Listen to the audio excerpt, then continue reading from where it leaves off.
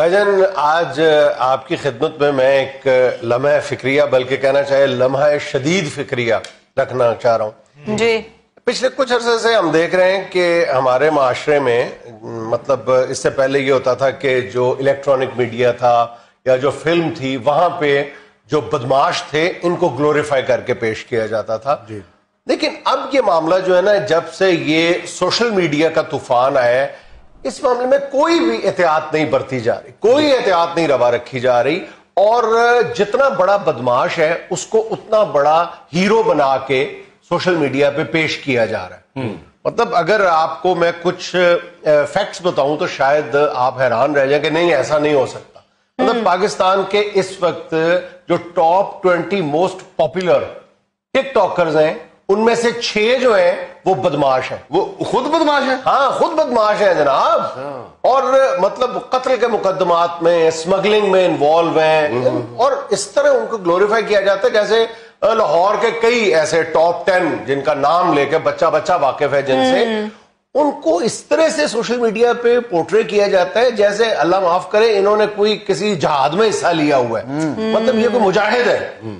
باقاعدہ ان کو شادی کی تقاریب میں مدعو کیا جاتا ہے, پھر ان کی شادی کی تقریب میں جو آنے کا منظر ہے ان کی کوریج کی جاتی ہے, ان کو بیٹھا ہوا دکھایا جاتا ہے, ان کے ارد گرد جو باڈی گارڈز ہیں جو درجنوں کی تعداد میں ہیں, درجنوں کی تعداد میں ان کی گاڑیاں شاندار قسم کی لش پش کی نمائش ہے. اور صرف لاہور کے ہی نہیں سارے پاکستان کے شہروں میں بہت سے ایسے لوگ ہیں جن کو واقعی جیسے میں حیران ہوتا تھا کہ بھائی جو عدالت کے تھرو جو مجرم ثابت ہوئے یا جو پولیس مقابلے میں بھی مارے گئے ڈیفینیٹ وہ اسی لیے مارے گئے نا جی, وہ مجرم تھے, پولیس کی مجرم تھے اور وہ نہیں پکڑے جا رہے تھے اور انہوں نے مقابلہ کیا, پولیس مقابلہ کیا تو ان کے نام سے ان کو ہیرو پینٹ کر کے تو فلمیں بنی. اچھا چلے اس میں جب تک فلمیں بنتی تھی نا تو آپ دیکھیں جتنی بھی بدماشوں پہ فلمیں بنی ہیں بہت زیادہ بنی ہیں ماضی میں, ابھی بھی بن رہی ہیں, اور پاکستان اور ہندوستان میں تو بہت زیادہ بنی ہے. لیکن آپ کبھی غور کریں کہ ان میں سے 90%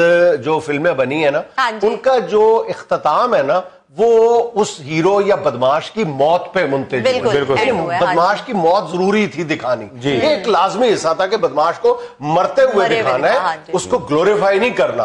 اور 90% اس بات پر عمل کیا جاتا تھا. اس کے لیے آپ کو سٹوری کو ٹویسٹ کرنا پڑتا تھا, سٹوری کو خراب کرنا پڑتا تھا, جس طرح بھی ہے آخر میں اس کو بدماش کو مرتے ہوئے دکھانا ہوتا تھا لازمی. لیکن اب یہ ہے کہ جب ان کا رہن سہن دکھایا جاتا ہے, ان کے مطلب انٹرویوز اس طرح کیے جاتے ہیں جس طرح کسی پولیٹیشین کے انٹرویو کیے جا رہے ہیں کہ جی آپ کا زندگی کے بارے میں کیا نظریہ ہے جناب والا, اور وہ آگے سے زندگی کا نظریہ بتا رہا ہے بیٹھ کے. اور اس طرح کے جو کنٹوٹے بدماش ہیں ٹاپ 10 میں ٹاپ 20 میں آتے ہیں ان کا تعارف یہ کہہ کے کروایا جاتا ہے کہ جی لاہور کے پنڈی کے ٹاپ 10 میں سے فلاں نمبر کا بدماش اس کا انٹرویو سنیں, استغفر اللہ. اور پھر اس کو جائز قرار دینے کے لیے نا وہ ایک جملہ بیچ میں بول دیتا ہے کہ میرے والی راہ اختیار نہ کریں.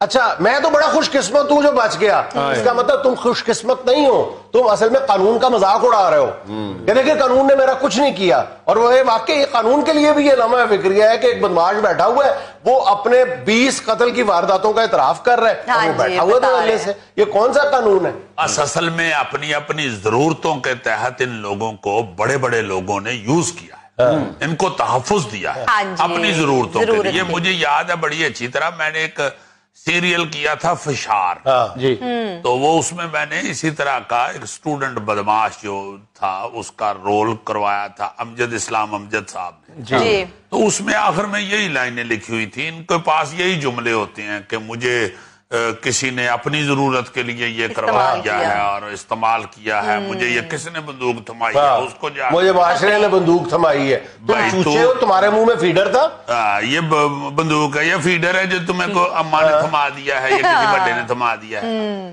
یہ سمجھدار لوگ ہوتے ہیں اور اچھی بھلی عمر میں یہ اس کام میں پڑتے ہیں اور یہ اسی طرح کسی سے متاثر ہو کے پڑھتے ہیں. اچھا اور یہ سوشل میڈیا پہ اب عام بچوں کو بھی متاثر کر رہے ہیں. ہاں اب یہ دیکھو نا ان کی جو فین فالوئنگ ہے وہ عام جو سوشل میڈیا کے فالوورز ہیں ان سے کئی پرسنٹیج میں زیادہ نہیں ہے, کئی گنا زیادہ ہے, کئی گنا زیادہ ہے. یعنی آپ اندازہ کریں کہ بی بی سی کی ایک میں رپورٹ دیکھ رہا تھا, میں خود اپنی طرف سے نہیں کہہ رہا, بی بی سی کی میں ایک رپورٹ دیکھ رہا تھا کہ عدالت میں کھڑا ہوا شخص وہ ٹک ٹاکر ہے جی, عدالت میں کھڑا ہوا, میں دوبارہ بتا رہا ہوں, مقدمہ قتل میں ملوث عدالت میں کھڑا ہوا بندہ جو ہے, ملزم جو ہے, وہ اپنی مونچھوں کو تاؤ دے رہا ہے اور اس پر پنجابی گانا لگا ہوا ہے, وہ ٹک ٹاکر ہے.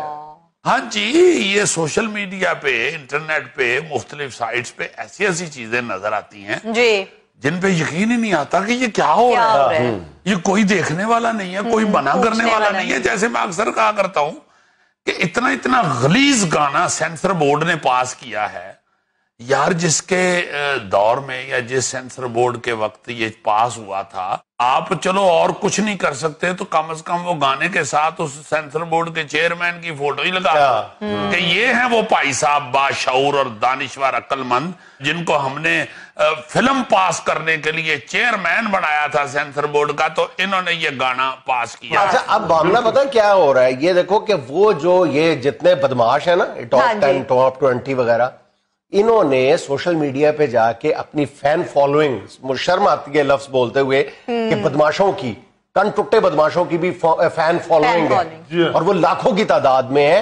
یہ کیا کرتے ہیں کہ سوشل میڈیا پہ بیٹھ کے اپنے مخالفین کو للکارتے ہیں گانوں کے ذریعے, ڈائیلاگز کے ذریعے, اور یہاں تک کی بات ختم نہیں ہوتی بلکہ ان کے جو فالوورز ہیں دونوں, وہ پھر جواب آتا ہے ادھر سے, پھر ادھر سے جواب آتا ہے, دونوں طرف کے جو فالوورز ہیں وہ آپس میں ایک دوسرے کو جواب دے رہے ہیں, جس طرح یہ کوئی دو بدماش نہیں ہے, یہ لاہور قلندر اور کراچی کنگز کا مقابلہ ہو. شرم کرو بھائی. ہاں جی, ہاں جی, ہاں جی, بڑی خوفناک سی صورتحال. اور دوسری بات میں بڑے افسوس کے ساتھ یہ بتانا چاہ رہا ہوں کہ جب اس موضوع پر بات کرتے ہوئے ہم نے پی ٹی اے کے اسپوکس پرسن سے بات کی ہے کہ جناب آپ, یہ جو سیدھی بات ہے کہ جو بندہ جس پر ایک کیس بھی ہوا ہوا, پرچہ ہوا ہے ایک یار, یا سزا یافتہ ہے یا وہ کیس بھگت چکا ہے, ایٹ لیسٹ اس کو آپ سوشل میڈیا پہ نہ آنے دیں. اس کا ٹک ٹاکر ہے, یوٹیوب ہے, فلاں ٹمکا, اس کو بلاک کیا جائے. ان کا یہ کہنا تھا کہ جناب ہمارے پاس یہ فیسلٹی نہیں ہے کہ ہم کسی ایک کا اکاؤنٹ بلاک کر دیں.